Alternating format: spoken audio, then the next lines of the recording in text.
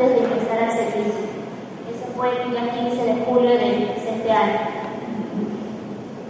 Al examen físico, cuando lo evaluamos en emergencia, el paciente se le evidencia múltiples equimosis, predominando estas a nivel de extremidades, múltiples adenopatías, el mayor de 1 centímetro de diámetro aproximadamente, y hepatis plenomegalia moderada. En los exámenes auxiliares encontramos hemograma con leucocitos de 25.640 leucocitos, con 24% de ellos segmentados, abastonados 2%, eosinófilos 5%, monocitos 7% y linfocitos 62%, hemoglobina de 8.3 y plaquetas en 6.000. El perfil de coagulación con TP y TPA prolongado, fibrinógeno 233 dentro del rango normal. En el bioquímico DHL 490, ligeramente incrementado, transaminasas, urea total normal, albúmina también en el límite inferior. El examen de orina y cromatografía.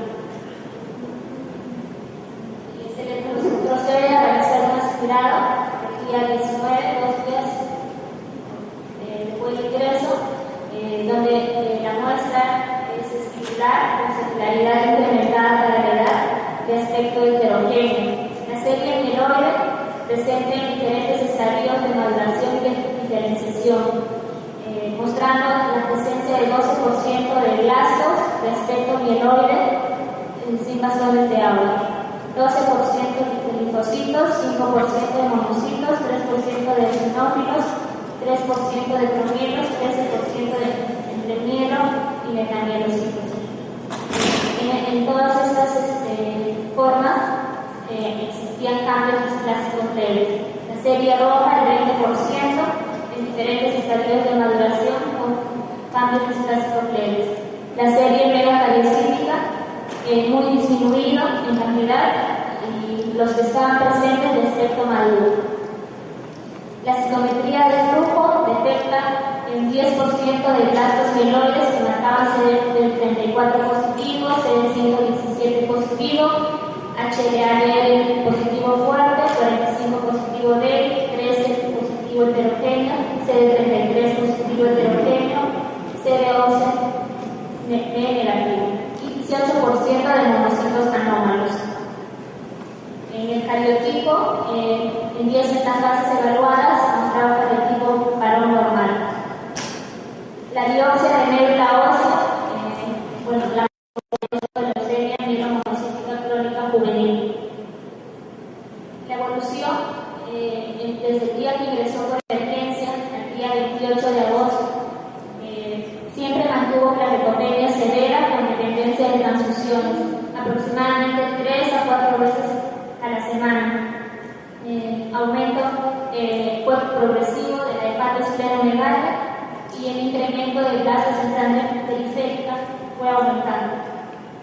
El último hemograma que tenemos, porque el paciente reingresó por emergencia hace aproximadamente una semana, tenemos los leucocitos en 26.510, formas de metamielocitos 3% y la presencia de 31% de blastos segmentados 36%, monocitos 10% y 20% de linfocitos. Hemoglobina en 7.6 y plaquetas en 16.000. Bueno, la pregunta en este caso clínico sería cuál es la mejor conducta terapéutica a seguir, ya que vemos que este paciente no tiene donante compatible y hay rápida evolución, ¿no? Aparentemente ya nos conoció la leucemia aguda.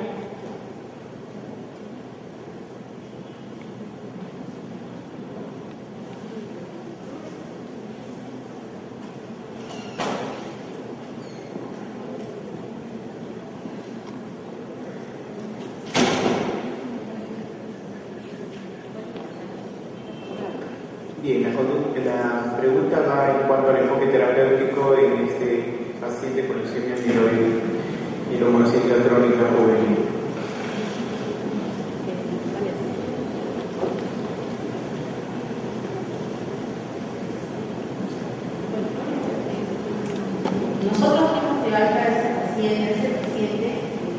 esperando que mantuviera el estatus de leucemia mielomonocítica crónica juvenil y bueno, esperar el alumbramiento para poder hacer el HLA matching del cordón, ¿no? Eso fue lo que nosotros pensamos que iba a pasar, pero desafortunadamente el viraje a leucemia amiloide aguda ha sido galopante. Entonces yo creo que no tenemos otra opción que darle como LMA, ¿no? El esquema de 8x3+3 que usamos en el servicio, y bueno, cruzar los dedos para que el bebé que viene sea compatible, porque ya sabemos que una LMA secundaria, un proceso amiloproliferativo crónico o una amilodisplasia no se va a curar con un té, ¿no? Entonces yo creo que su mejor opción sería tener el cordón compatible, o en su defecto, si sabemos que no lo es, cuando sea el momento, tendremos que hacer una búsqueda no parental.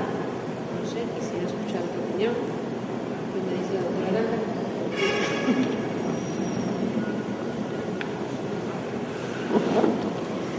De la misma invitada que tuvimos hablaba acerca de si el paciente con un síndrome amiloide clásico pediátrico debería solamente mantenerse en observación y ver la posibilidad de que fuera trasplante inmediatamente de quimioterapia. Pero creo que la opinión actual es que todo paciente que tenga un síndrome amiloide clásico con transformación a leucemia primero tiene que ir a la quimioterapia, lograr remisión y proceder a tratamiento. Si bien es cierto que los síndromes o la leucemia mielomonocítica juvenil es un pronóstico pobre, la experiencia con los trasplantes no parentados ha sido algo ventajoso, ¿no? Entonces también abrir la posibilidad, si logra respuestas del paciente, tratar de intentar hacer un trasplante no parentado.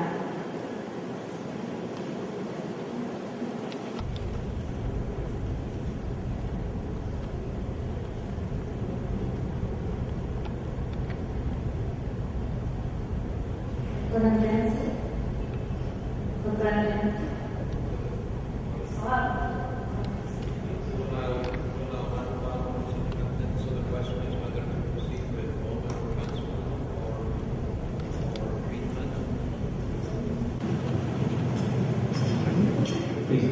What is your opinion, your expertise, because the myelodysplastic syndrome to progress acute myeloid leukemia?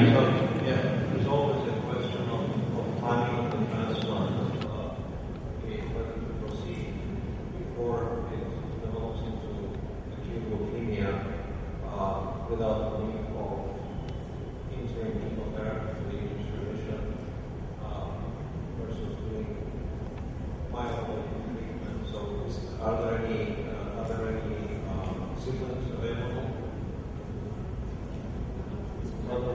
Because I was trying to follow it, but I couldn't get over it. So mother was pregnant with 25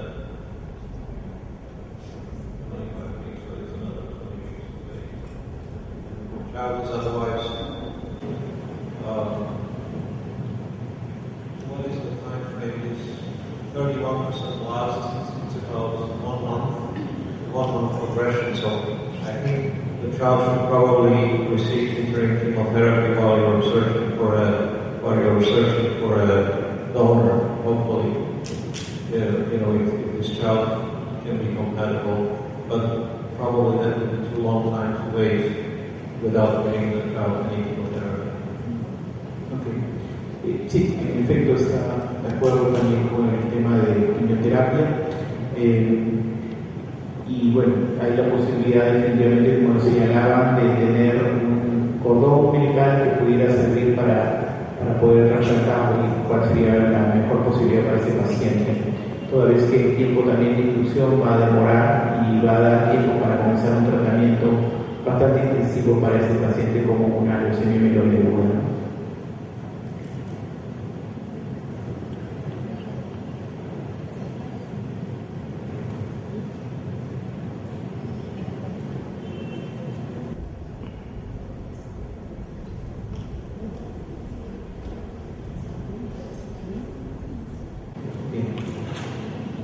Doctora Aranda.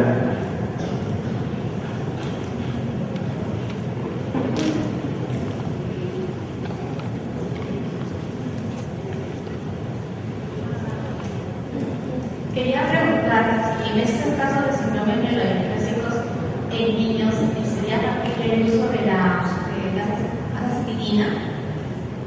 In this case, can you use azacitidine, especially myelodysplastic syndrome?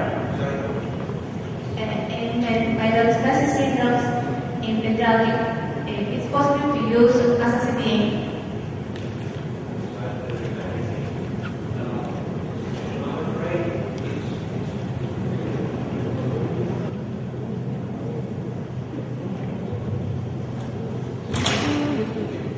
I'm afraid that at this point this is not simply myelodysplastic syndrome, but at this point this is an acute leukemia that needs to be treated. And it may have been enough earlier, but at this point I think if you wait, it's just going to progressively get worse, so that that doesn't treat. En este caso ya progresó, entonces. But in this case, if there is a myelodysplastic syndrome only, no progress, what is your opinion to use azacitidine? What is your expertise? Do you recommend to use azacitidine versus wash away? If you use the azacitidine, bear in mind that it's really not curative, and it's continuing to buy time, but it's not really very likely to progress into leukemia. Bien, okay. ¿Alguna otra pregunta?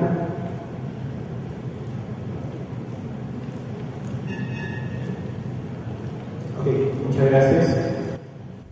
Damos un aplauso para la doctora Mendoza y la doctora Leaders Investor Cancer Center de Miami. Luego de un descanso, mi compañero el doctor Julio Barredo, también de la Universidad de Miami, y el doctor Hugo Castro de Nueva Mujer. Con ustedes el doctor Vivia. El doctor Vivia es colaborador del Plan Esperanza, así que él es nuestro nexo para cualquier dificultad logística que se pueda presentar durante la sesión. El doctor Cristian Román Jurín, ayer lo presentamos. Él es un destacado profesional que ha trabajado en el área de terapia celular, inmunoterapia, genetismo, y él es el director jefe de la unidad de trasplante de la Universidad de Miami. Entonces, con él vamos a empezar el tema de eficiencia inmunitaria post-trasplante. Muchas gracias. I'm going to speak in English, so I will try and speak slowly, but let me know if I need to go over anything. It's a small group, so you can feel free to interrupt and ask questions. As was just noted, Dr. Andriansky and I direct the adult and the pediatric transplant services. So I think we're both going to be talking to you about related topics, about immune recovery after transplantation. I'm going to focus here on allogeneic transplantation, and Dr. Andriansky will talk about infections. So I think that we'll be covering some of the same ground with slightly different perspectives. Because I think that the way things happen in children is different than adults, and I'll touch on that. I'm going to try, rather than speaking to the management of infections, I'm going to try to give you an overview of the processes involved in immune recovery. So the things that I'd like to address is how is transplantation evolving, and what does this have to do with immune recovery? What factors govern the generation and maintenance of immune responses in healthy individuals and transplant recipients? And when I talk about immune responses, I'm talking mostly about adaptive immunity or T-cell response, because the most critical and also most affected by immunosuppression and graft versus host disease and other factors. So what are the key risk factors for delayed immune reconstitution? And then what does this mean for the clinical management of transplant recipients? So this is the transplant activity in the United States. This is autologous transplantation, which is mostly done for lymphoma and multiple myeloma.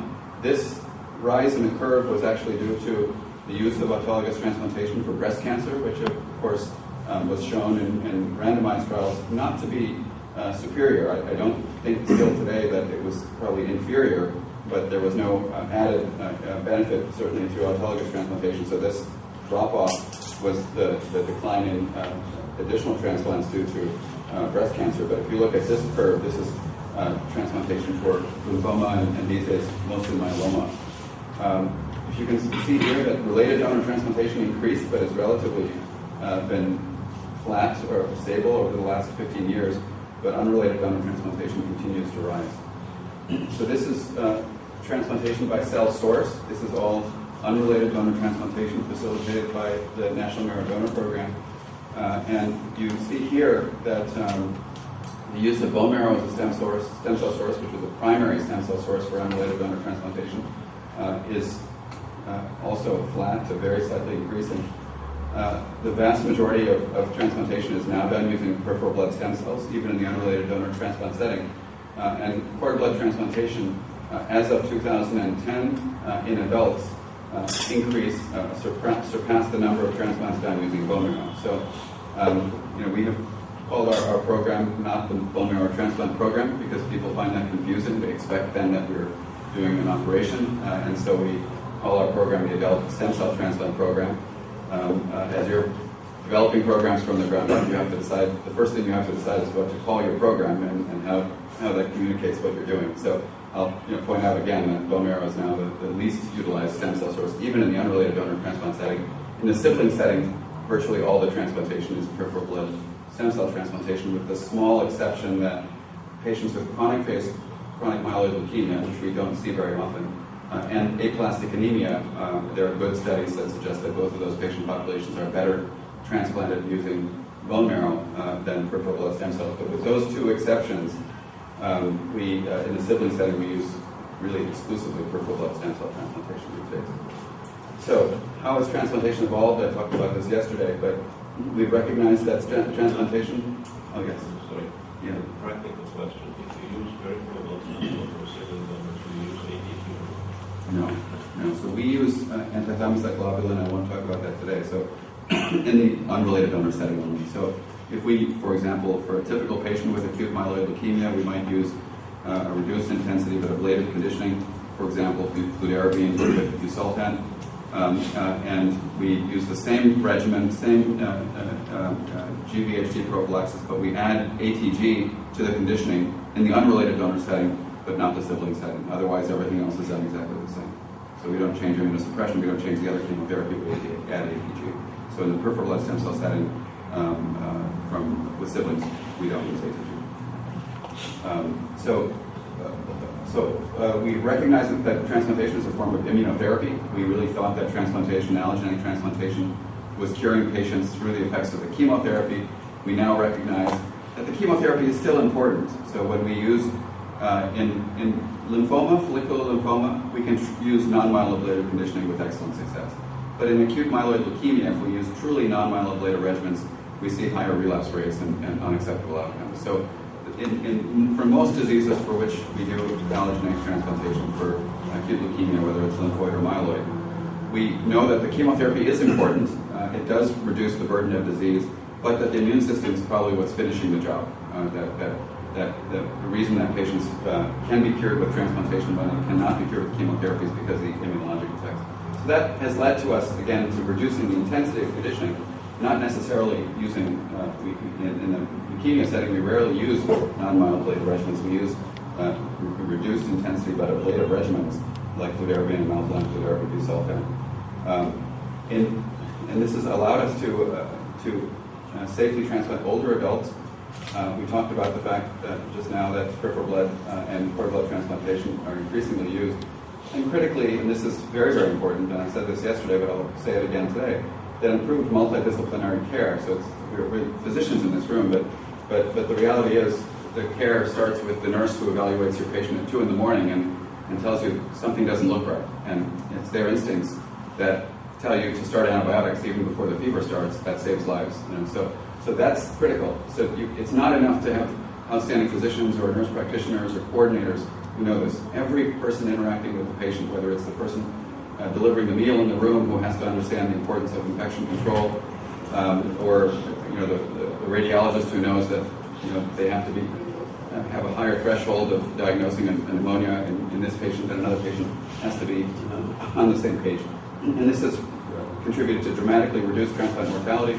Again, typical 100-day mortality has decreased from roughly 25% to less than 10% over the last 15 years.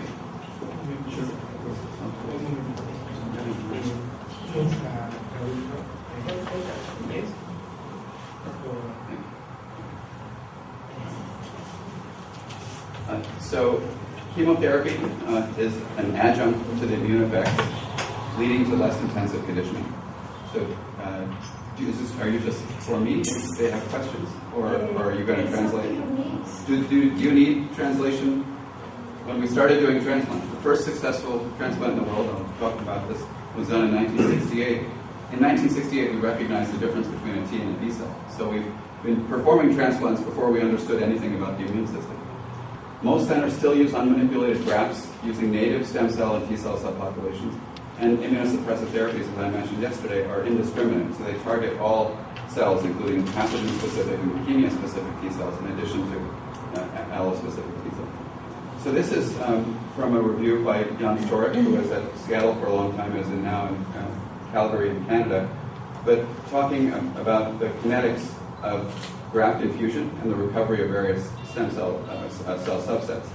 So we focus in the inpatient stay on neutrophil recovery, which happens typically very early, around day 12 with peripheral blood stem cell transplantation, a few days later with bone marrow transplantation. But the reality is that's really just the beginning. That is associated with the risk of bacterial infections. But other cells, including CD4 T cells and B cells and CD8 T cells, recover with different kinetics. And I'll show you in the cord blood setting our own data, but B cells and CD8 cells actually recover faster than CD4 cells. But other cells, including plasma cells and dendritic cells, also recover with different kinetics. So obviously we can't think of immune recovery as one determined by one element, and indeed in different patients these cells may recover with a different pace, and therefore the elements of the immune system that would normally be intact can be quite different in two individuals, despite the fact that they're at the same point post-transplant. But however, when I talk to somebody from an emergency room and they tell me we have a transplant patient, and they don't usually know the difference between an autologous and allogeneic transplant patient, I usually ask two questions first. I ask, how far out are they from their transplant? Okay, it's the first thing I want to know, because the patient who's here is different than the patient who's here. And the second thing I ask is, are they still on immunosuppression? Because the patient who's at 18 months with graft versus host disease is different than the patient who's at 18 months and been off immunosuppression for 1 year. So those are the kinds of things. So I want you to focus when I talk today, not on individual details, but to think about conceptually, how do all these things come together to make an immune system whole? Okay, so I pointed this out. This is the first successful transplant recipient. This is a patient with immunodeficiency, severe provided immunodeficiency, who was transplanted at the University of Minnesota in 1968. This is the patient is being fed by an older brother who was the bone marrow donor. This patient is alive and well today. And this transplant was again performed at my medical school long before I was, when I was a child, though I was probably his age. And in the same year, in 1968, it was first recognized that T and B cells were different subpopulations of lymphocytes by Jacques Miller in Australia and Bob Good, who was also at the University of Minnesota and part of this transplant team.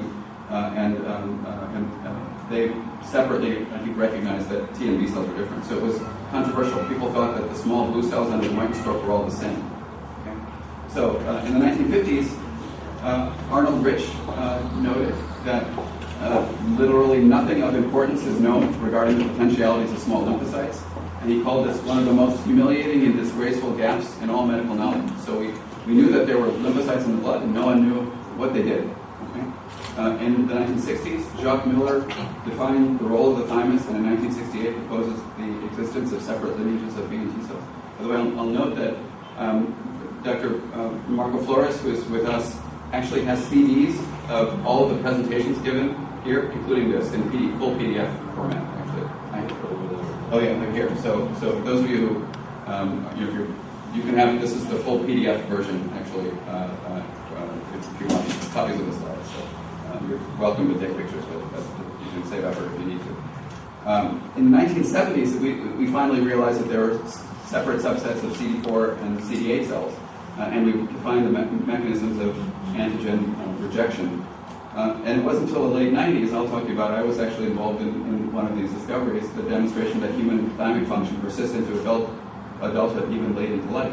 So we were doing transplants really through this whole era without having any idea, of course, how the immune system worked, but nobody knew how the immune system worked. So it's recently that we understand basic concepts of how T-cell immunology is functioning. So this is the first description of immunologic memory by Thucydides in ancient Greece.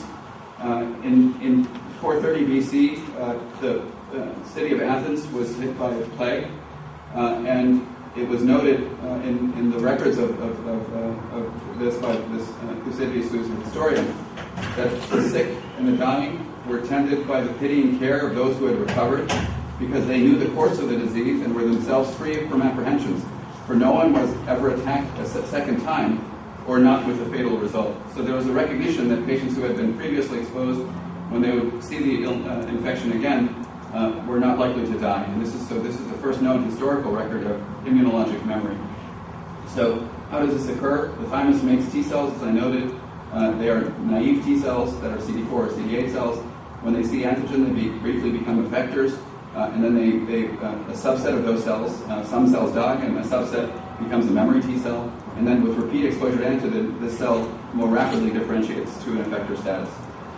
So the priming of the immune response happens first, and again, there is a recall and a boosting, and indeed it's this more rapid response to secondary memory that results in a more, again, a stronger and more effective clearance of pathogens with repeat exposure. This is indeed, of course, why we immunize children and why recall and memory responses are important. The reality is now we recognize that the CD4 and the CD8 T cells are not simple subsets. This is a more expanded view of just the CD4 and the CD8 compartment. We know that there are Th1 cells in the CD4 compartment that make cytokines like IL-2, interferon gamma, and TNF-alpha, and are critical for antiviral immunity. We know that Th2 cells that produce IL-4, IL-5, IL-10 are more important for parasitic immunity. We know that there are subsets that produce IL-17 that are particularly important in inflammation. We know that CD8 T cells obviously lyse target cells, and we know that there are regulatory T cells that produce interleukin 10 and TGF-beta that inhibit these cells, in both memory cells in the CD4 and the CD8 compartment. So we know that the T cell compartment is not monomorphic. We know that it's broad and has a variety of functions. And we also know that these cells differ with respect to maturation status, and I talked yesterday about the fact that they were trying to exploit this clinically. This is from a thesis by Taekun